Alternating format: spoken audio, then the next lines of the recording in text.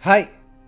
Welcome to this part of my review featuring the Midnight Legacy of Darkness campaign setting for Dungeons & Dragons 5th edition.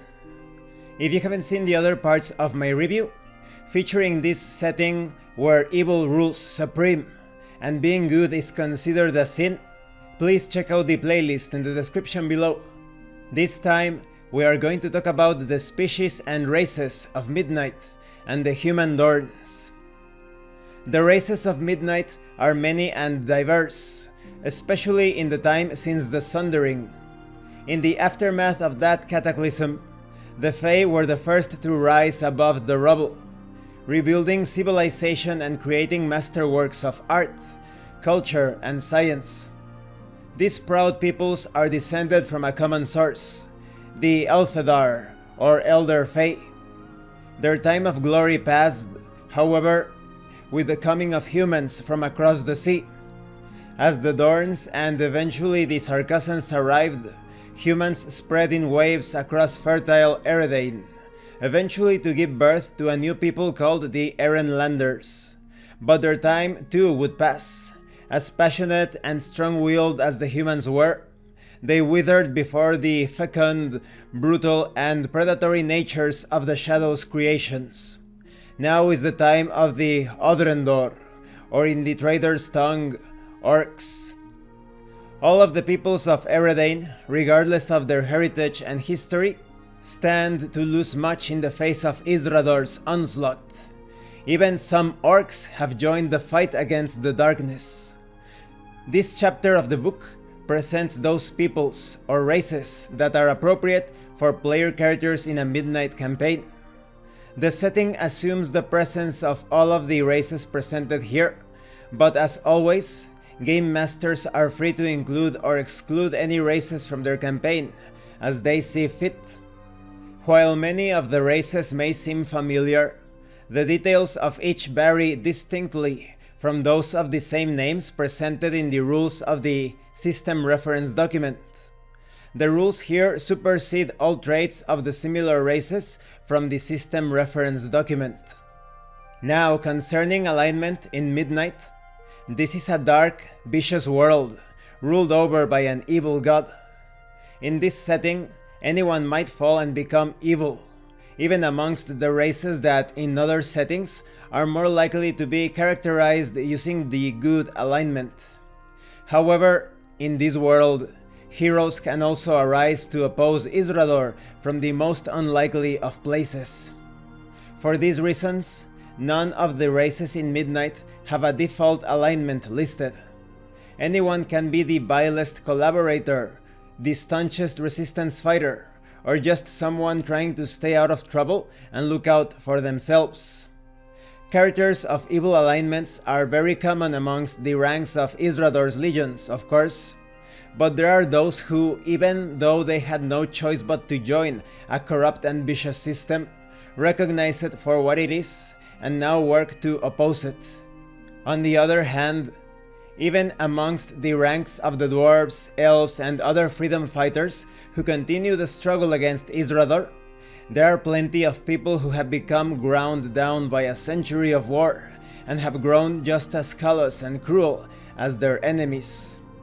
In short, in this setting, your alignment is entirely up to you and the story that you are creating. Now, when it comes to other races in Dungeons & Dragons, in Midnight, certain elements of the cosmology, the history, and the races themselves are very different from those of most settings linked to the system reference document. For this reason, Tieflings, Dragonborn, half-elves, and half-orcs are not available for character creation by default. It's also important to note that many books and tomes have been destroyed by the Shadow in the last century, and in many of the occupied lands, being able to read and write is a crime. Therefore, many races, specifically all variants of humans, orcs, and enslaved halflings, cannot read and write by default. Characters must take the learned feat on page 101 of this book to learn to read and write. In addition, there is no language equivalent to common, although some languages such as Erenlander and Trader's Tongue are very well known. Language barriers can be a problem in Midnight that players must be prepared to overcome. Let's talk about humans. The humans of Eredain were once a proud and unified people who shared a rich historical legacy born of invasion, expansion, and grand alliance. Now, the conquest of Isrador has left them a broken and divided people, increasingly suspicious and base. In once great cities, they live as a people subjugated by the minions of the Shadow, and in the wilderness, they live a brutal and wretched existence. Most live in daily fear for their lives and those of their families. More isolated settlements drive off strangers or kill them outright, as long as they think they can get away with it. Towns and cities are lorded over by human puppet rulers who conspire with the terrible orc warlords and the preening legates who back their authority. Every settlement pays tribute to the armies of the Shadow in food, supplies, and slaves, and citizens live in mortal dread of having Isrador's soldiers garrisoned in their town.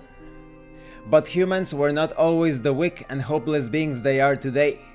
They once prided themselves on their noble ancestry, drawn from the great houses of the Dorns and the aristocracy of the Sarkazan Empire.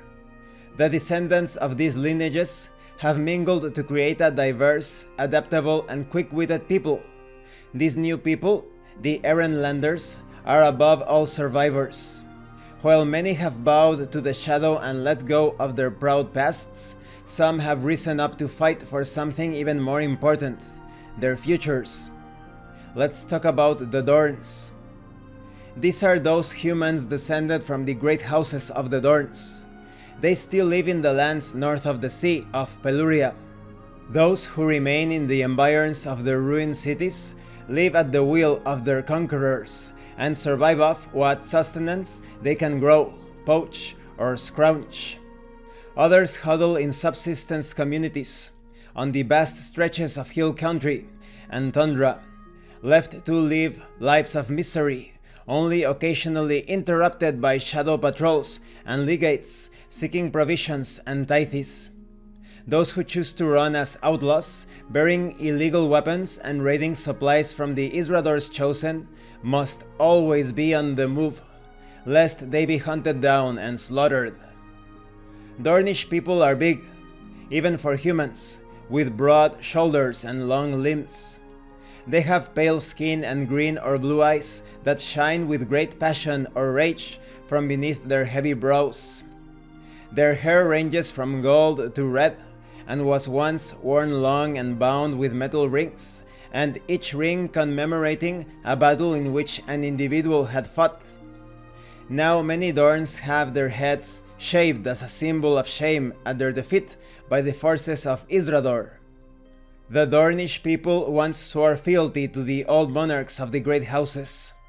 The nobles were fiercely loyal to their people, who repaid that devotion by adhering to familial codes of honor in both social interactions and in battle.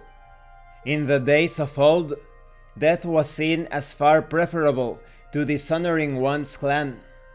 Every action a Dorn undertook, whether repairing their farmstead's wall or meeting a foe in battle, was to reflect proudly on their clan's monarch.